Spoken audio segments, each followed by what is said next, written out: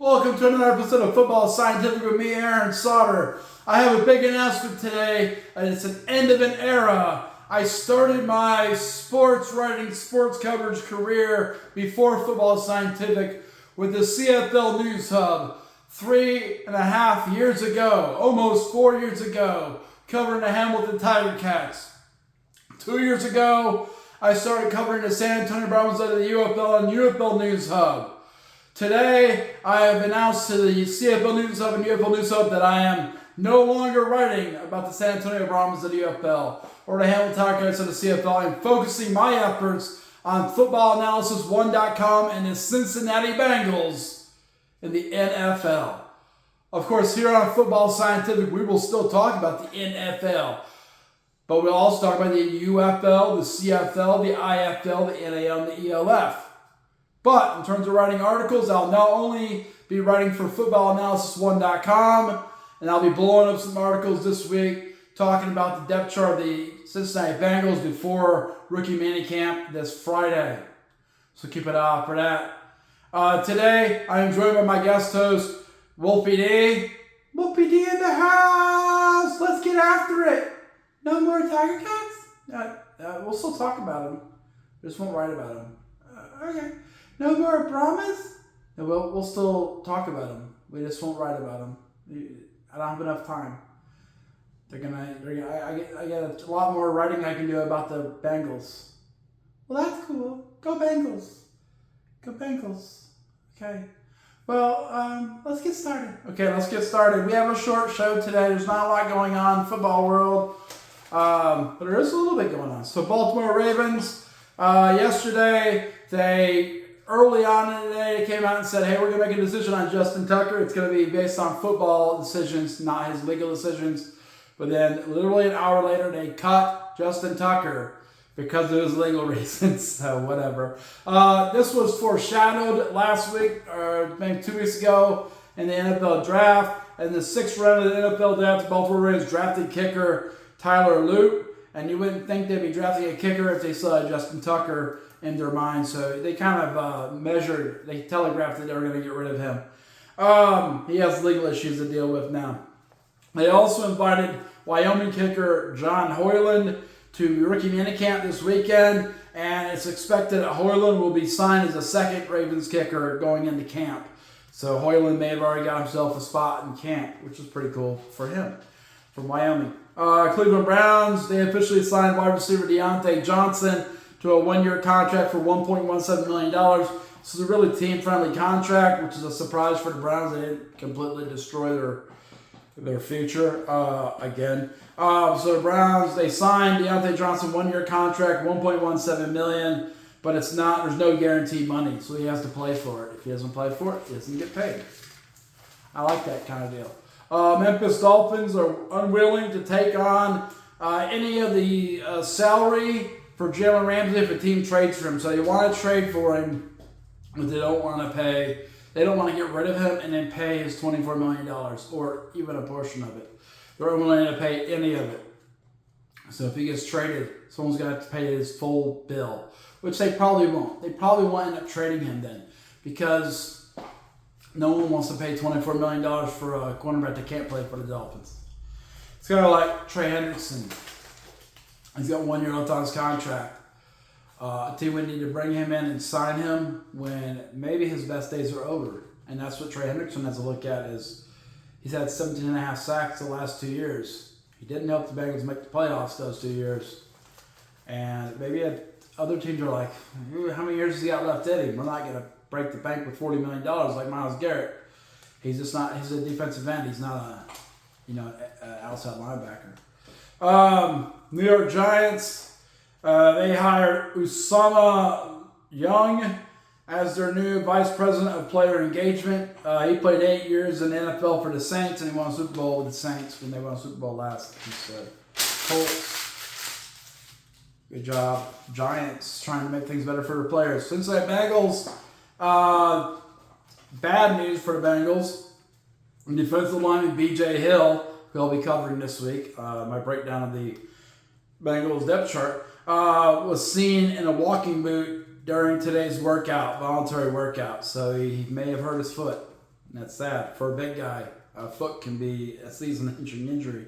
And what's really sad is that they re-signed him this year for 3 years for $33 million.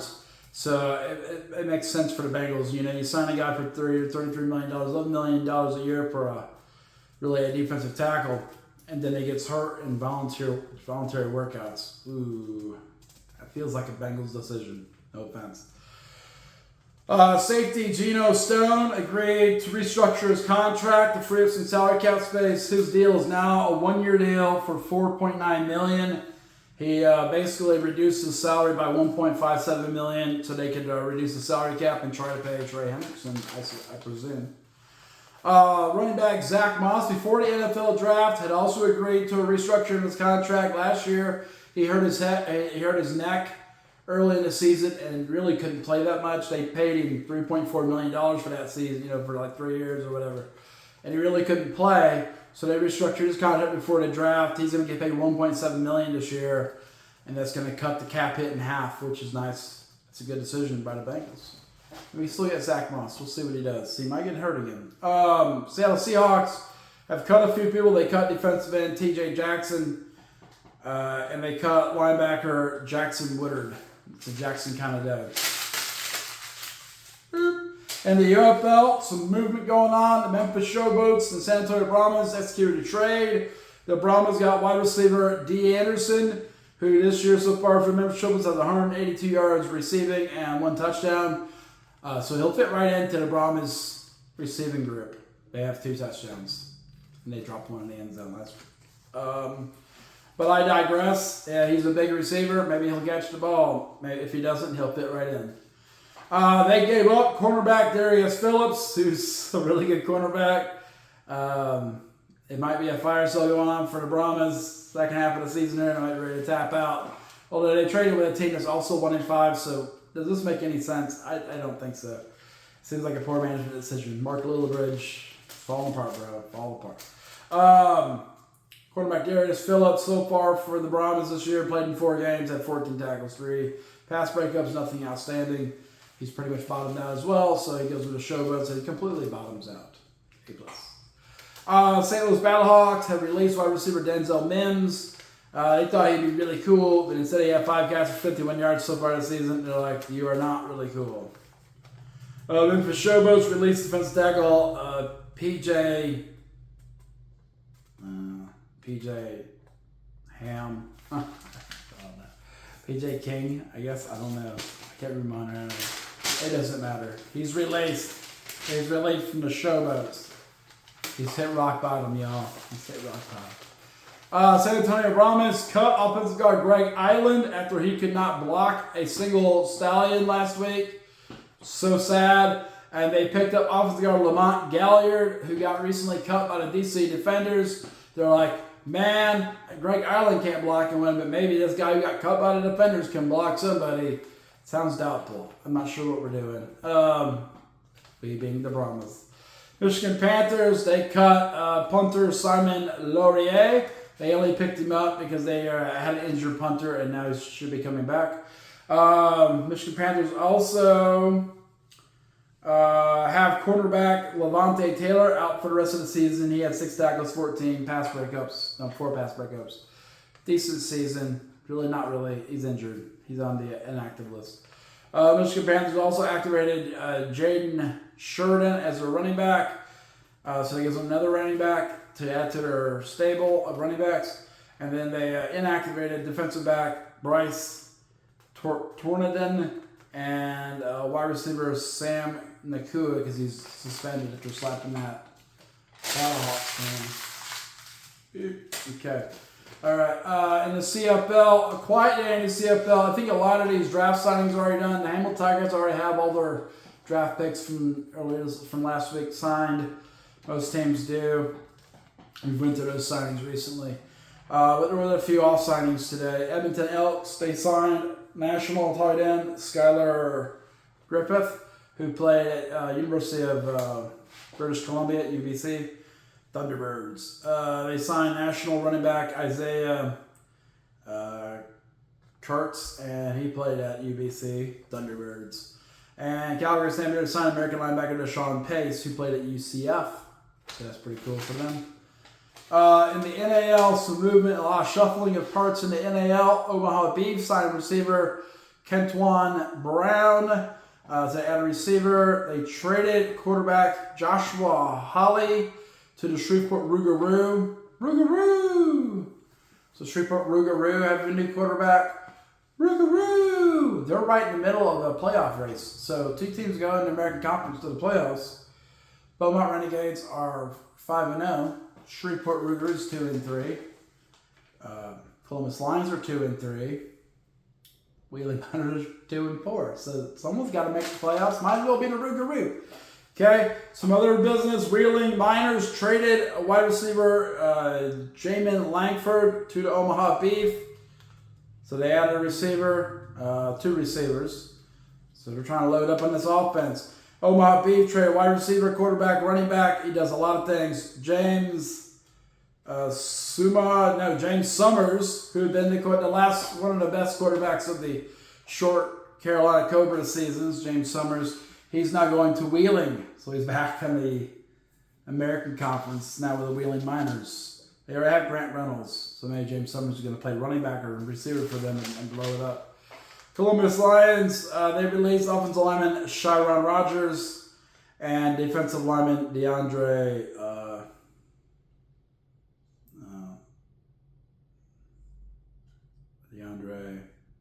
Narn, I guess. I don't know. Idaho Horsemen, they have placed defensive back Khalil Stewart on the 14-day IR list. So that's the business in the NAL. Like I said, no longer writing for UFL News Hub or CFL News Hub officially today. So it's going to be about the Cincinnati Bengals, be about the NFL. We're still going to cover the UFL and the CFL and the IFL, NAL, and ELF because they're so much fun to keep track of. I like keeping track of them. They're a good time. And it's fun football. You should check it out sometime, you know? That'd be pretty cool. All right, so look out on footballanalysis1.com. I have a string of articles coming out in the next couple of days about the depth chart of the Bengals, and we'll see what that's looking like. Let's go Bengals. That's who they think gonna beat them Bengals? Who they think gonna beat them Bengals? Hopefully not everybody. Who they think gonna beat them Bengals? Cincinnati, let's go Bengals! On that note, check out footballanalysis1.com for lots of NFL coverage. And you can still check out the UFL News Hub and CFL News Hub if you're interested in UFL and CFL. It's a good time. And if you like the channel, subscribe and also like the video. And we'll keep on making content. Football Scientific portal is now closed.